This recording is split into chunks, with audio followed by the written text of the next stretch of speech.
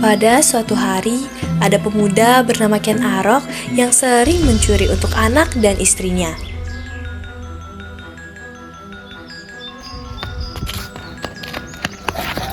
Astaga, ya Tuhan!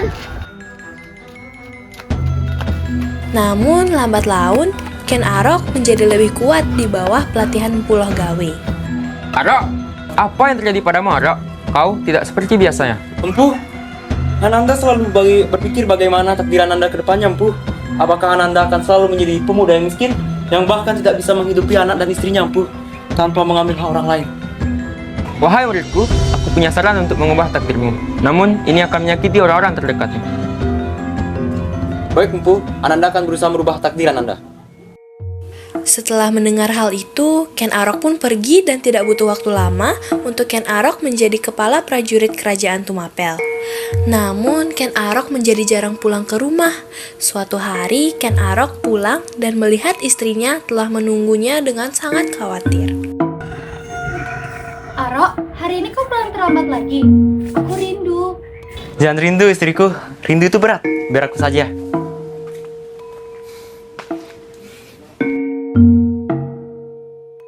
Maaf, Tumapel tak pernah sepi urusan.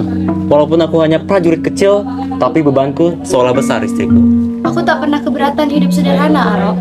Asal kau pulang dengan selamat, itu sudah sangat cukup bagiku. Kau selalu berkata seperti itu, istriku. Aku tidak bisa hidup selamanya begini, Umang. Aku ingin lebih. Lebih apa yang kau maksud, Arok? Lebih harta atau lebih kuasa? Lebih takdir. Ya, Ibu, ada apa? Kau Jaya, berjanjilah untuk selalu menjaga ibumu. Ayah harus mencari takdir yang baru. Saat sedang berjaga, Ken Arok mendengar suara bisikan warga yang sedang membisikkan sesuatu. Dengar hari ini Tunggul Amatun dan istrinya akan kembali ke Tumapel.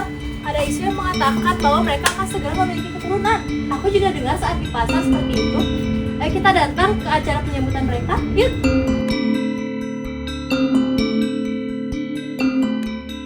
Empu, aku dengar Tuan adalah pembuat keris terandal di Tumapel.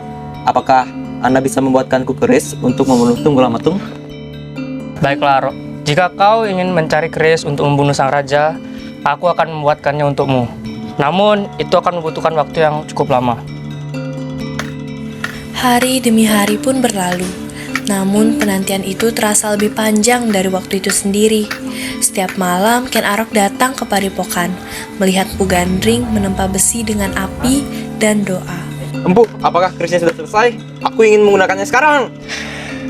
Keris ini bukan keris biasa, Arok. Setiap pukulan batu menyimpan nasib dan darah. Namun kesabaran bukanlah sifat yang lama bersemayam di hati Ken Arok. Ambisi telah menggerogoti pikirannya.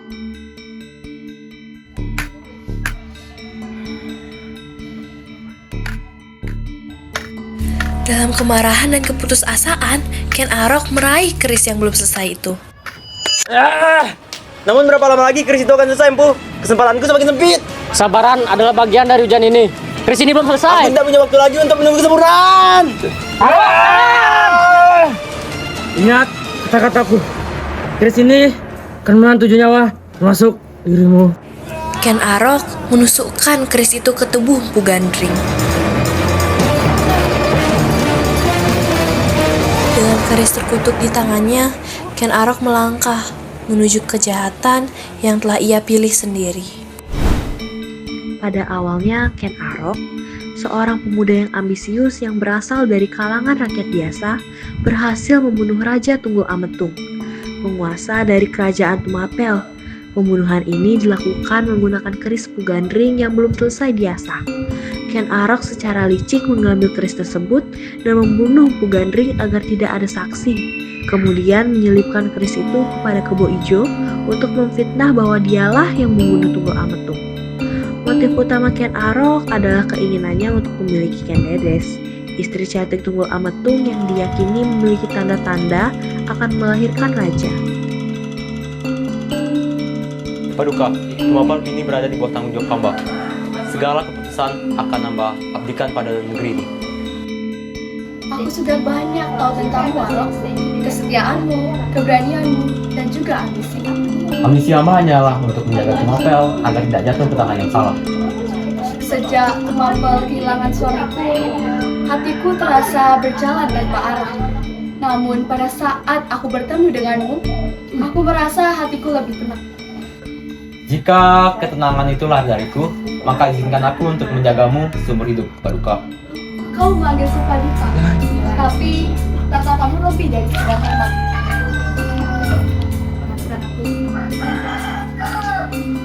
Maafkan aku di depanmu, Paduka. Sulit bagiku untuk memisahkan perasaan dan kewajiban. Maka izinkan aku untuk berjalan di sisimu, bukan sebagai ratu, melainkan sebagai orang yang mencintaimu. Maka izinkan aku untuk mencintaimu seluruh hatiku dan seterus hatiku, karena hidupku bukan lagi untuk mengejar ambisi dan takdir, tapi hidup hanya untuk kamu. Marilah berjalan bersamaku dan biarkan cinta ini menjadi saksi, bukan manusia. Dengan restu leluhur dan kehendak rakyat, pendeta berkata bahwa Ken Arok dinobatkan sebagai Raja Tumapel.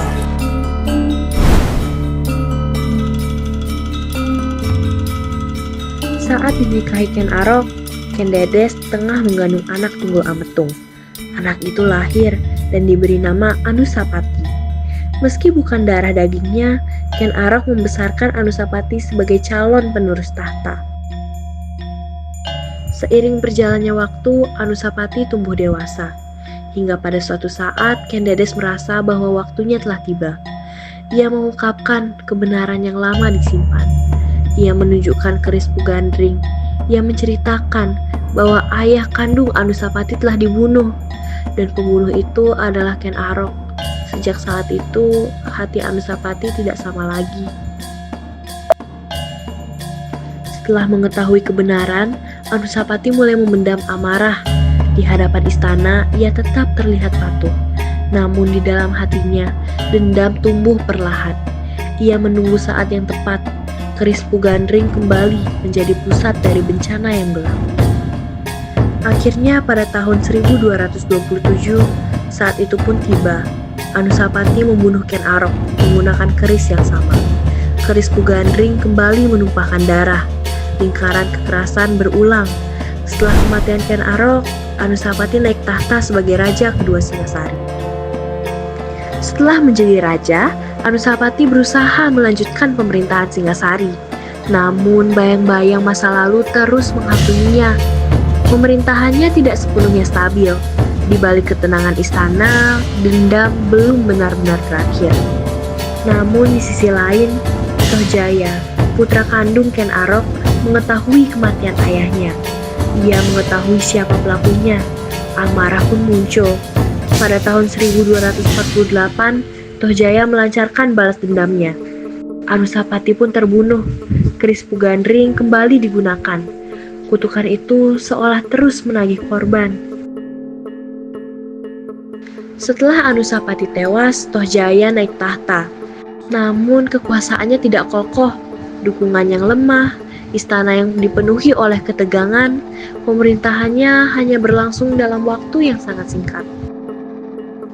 Tak lama kemudian, Ranggabuni, putra dari Anusapati, bangkit menuntut balas. Tohjaya pun terbunuh. Tahta kembali berpindah tangan. Dari Ken Arok, Anusapati hingga Tohjaya, Tumapel berdiri di atas darah keluarga sendiri. Dan sejarah mencatat dengan sunyi, kerajaan besar ini tidak runtuh oleh musuh dari luar, melainkan oleh luka yang diwariskan dari dalam.